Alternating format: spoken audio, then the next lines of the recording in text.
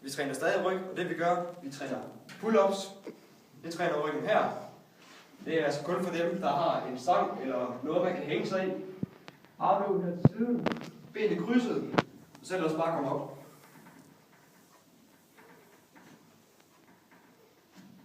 Mellem to rygøvelser, når vi hænger heroppe i stangen. Man kan både, som vi gjorde før, men heroppe. Men man kan også tage armen ind til siden, hvor der også stadig træner ryg herinde. Op. Og herop.